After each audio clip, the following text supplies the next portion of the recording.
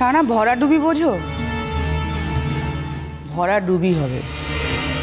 ওর ওই প্যানপ্যানানি কান্নায় বিচারক ভুলবেন না রে বাবা, উনি বুদ্ধি দিয়ে বিচার করবেন। বংশ পরম্পরায় যেটা হয়ে আসছে সেটা কি করে, হ্যাঁ বাবা ওর নামে সম্পত্তি বিল করেছে ঠিকই, তার মানে ও পুরোটা গ্রাস করতে পারবে না। আমি বোঝাচ্ছি, হ্যাঁ দেবজিৎ বাবার সম্পত্তি পাবে না, কিন্তু দাদুরটা তো পাবে। তার কারণ বাবাকে তার বাবা দিয়েছিলেন, ওনাকে তার বাবা দিয়েছিলেন। এই পুরো বংশ পরম্পরা যেটা হয়ে আসছে সেটা রাধারানী ভেঙে দেবে, এটা হয়? শোন শানা, ওকে বড়জোর বিচারক এই বাড়িতে থাকার পারমিশন দেবে, মানে এতগুলো বছর এখানে ছিল, হয়তো রাস্তায় বের করে দেবে না। মানে এতদিন ধরে আমাদের কাছে যে রাইটটা ছিল আর কি, বউ দখল, সেটা তো ওকে করতে দেবে, আর বাড়ির মালিক হয়ে দাঁড়াবো আমরা। এইটুকু তো আমি করেই ছাড়বো। এতদিন এতবার তোমাকে বলেছি, তখন গাই করনি, এখন তো উঠে পড়ে লেগেছো কেন বলো তো? তখন তো রাধারানী আমাকে প্রত্যাখ্যান করেনি। রাধারানীকে আমি বুঝিয়ে দিতে চাই, আমাকে প্রত্যাখ্যান করা কি চরম মূল্য ওকে চুকাতে হবে। দরকার হলে আইন নতুন করে তৈরি হবে। রাধারানী, তবুও তোমার কাছে আমি হার মানব না, কিছুতেই না।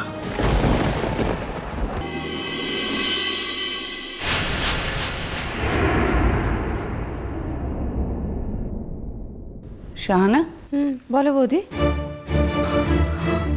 আমাদের সাথে লড়াই করছে, আর আমাদের সাথে থাকতে এসছে। সে ওকে বলে দাও, দেবজিৎ এ মাস থেকে চাল ডাল কিচ্ছুই দেবে না ওকে।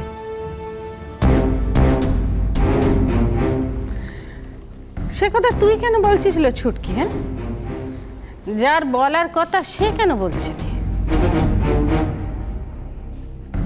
বলছি না, তার কারণ ঘেন্না করছে।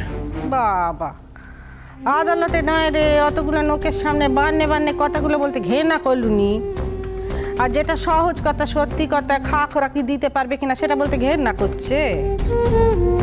তো লজ্জা করে না? আমার পয়সায় খাও আর আমার নামে কেস করো। আমি তোমার পাশে খাই না গো বারুজ্জে মশাই, তোমার সমস্ত সম্পত্তির মালিক হলুম গিয়ে আমি।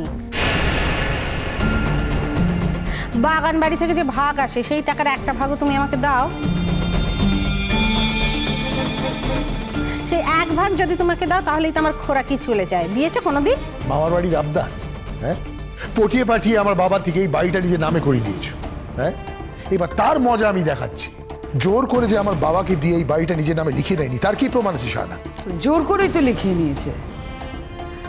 বড় ছেলে নয় দোষ করেছিল, আর একটা বিয়ে করে গন্ডগোল হয়ে গিয়েছিল। আমার দেওর ছোট ছেলে কি দোষ করেছিল? শ্বশুর মশাই যখন মারা যান তখন সোনা ঠাকুরপো ছেলে মানুষ, কলেজে পড়ে। আমার শ্বশুর মশাই বলে গিয়েছিলেন, বৌমা তোমার উপর আমার ভরসা আছে, আমার ছোট ছেলেকে দেখো। সোনা ঠাকুরপো হলো কি আমার সন্তান তুল্য। আমার চাঁদ বাবা যেমন, আমার সোনা ঠাকুরপো তেমন। আমার যা কিছু সব সোনা ঠাকুরপোর জন্য থাকবে। তোরা এসবের কিছুই জানিস নি গো, তোদের জানার কোনো প্রয়োজনও নেই। যা জানার কথা সে জানলেই হল। নিয়মে যা আছে তাই হবে। আর যদি সৎ উদ্দেশ্য থাকতো তাহলে এতকাল তো ছোটদার বিয়ে হয়ে গেছে, তার মেয়ে বড় হয়ে গেছে, তার ভাগ তো তাকে বুঝিয়ে দিত, তাই না? আরে না না শাহানা, ওইটা করার পাবলিক। হ্যাঁ, এতগুলো বছরে তোরা ওকে চিনতে পারলি না? তুমি আমাকে সত্যি সত্যি চিনেছো বাণিজ্য মশাই? হ্যাঁ, আমি তোমার সঙ্গে না হয় এক ঘরে এককাল থাকিনি, কিন্তু এক ছাদের তলে তো এককাল থেকেছি। তুমি প্রথম দিন থেকে জানতে যে আমি একখানি নবী, আমি একখানি মন্দ মানুষ, নাকি ধীরে ধীরে জেনেছো? আমার জানতে পারো ইচ্ছে করে, বলো দেখিনি আমাকে। ঘরে চলো তো, এখানে যে আলাদা করে একটু কথা বলবো তার উপায় আছে নাকি? সেটাই যাতে সারা জীবন করতে পারি সেই ব্যবস্থাই তো করতে চলেছি। তুই আর তোর স্বামী যদি এই ঘর ছেড়ে চলে যাস তাহলে তো তোদের মাঝখানে সতীন কাটা বলে কিছু থাকবে না। আরে বাড়ি থেকে আমি যাব না, বা আমরা যাব না, যাবে তুমি। শোনো বারুজ্জে মশাই, তোমাদের সংসার থেকে আমি কিচ্ছু পাইনি গো, শুধুমাত্র শ্বশুর শাশুড়ির ভালোবাসা ছাড়া না স্বামী পেয়েছি না সংসার পেয়েছি, কিচ্ছুটি পাইনি। চিরকাল তোমাদের সংসারে আমি বাড়তি হয়ে থেকে গেছি,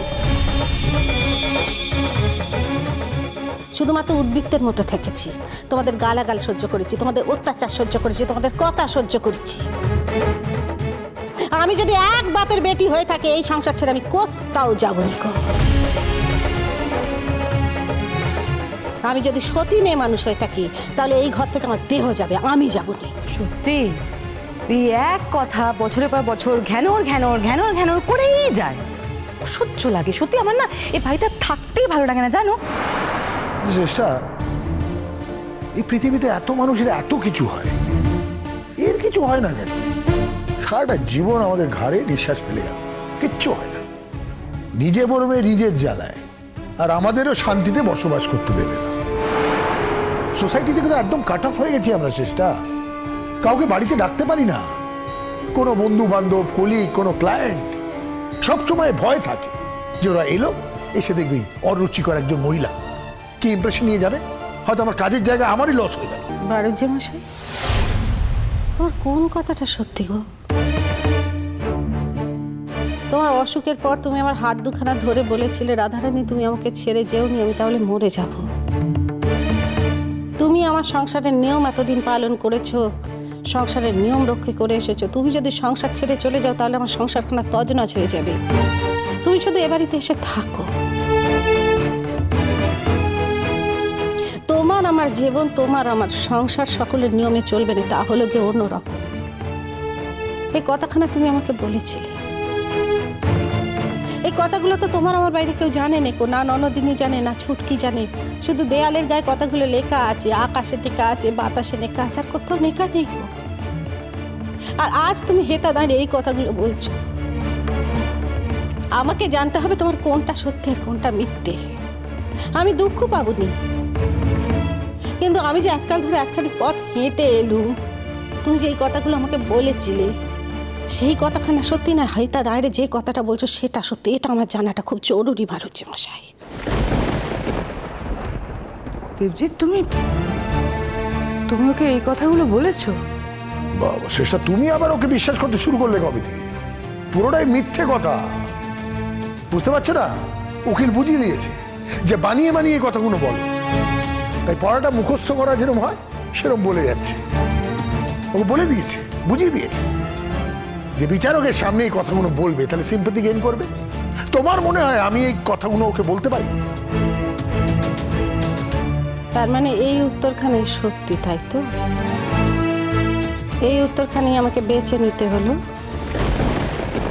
তুমি বোঝো রাধারানী, তুমি বোঝো আমার কোনটা সত্যি কোনটা মিথ্যে। তুমি আমাকে বারবার দূরে ঠেলে দিয়েছো। যখন আমি সব ছেড়ে তোমার কাছে যেতে চেয়েছিলাম তখন তুমি আমাকে দু হাতে ঠেলে দিয়ে বলেছিলে এখন আর কিছু হয় না। যখন কিছুই হয় না তখন যা হতে পারে সেইটুকুই হোক, সেইটুকুই হোক রাধারানী। এখন থেকে কষ্ট পাচ্ছ কেন আমি বুঝতে পারছি না। লড়াই যখন আমার সাথে শুরু করেছো তখন লড়াইয়ের শেষটুকু তো দেখতেই হবে, আর এই লড়াইয়ের শেষে আমাকে জিততেই হবে। আমাকে জিততেই হবে রাধারানী। আগের যা কিছু সত্যি ছিল সব মুছে নতুন করে একটা মিথ্যের উপরে দাঁড়িয়ে আমাকে বাকি জীবনটা বাঁচতে হবে। আর এইভাবেই মিথ্যেটাকে আমি আস্তে আস্তে করে সত্যি করে তুলব। তুমি দেখো আমার ভুল হবে না। এমন সত্যি করে তুলব যে তুমি পৃথিবীতে আমাকে সব থেকে বেশি চেনো সেই গুলিয়ে ফেলবে। তাহলে তাই হোক রাধারানী, আর তাই হবে। আমি যদি সেই জগন্নাথকে এক্ষুনি এখানে এনে দিতে পারি। আমি বুঝতে পারছি না আপনি কোন জগন্নাথের কথা বলছেন। ইউর অনার, আপনার অনুমতি নিয়ে আমি জগন্নাথ দাস বলে একজনকে এই মুহূর্তে এখানে হাজির করতে চাই। জগন্নাথ দাস, আপনাকে কাঠগড়ায় আসার জন্য অনুরোধ করছি।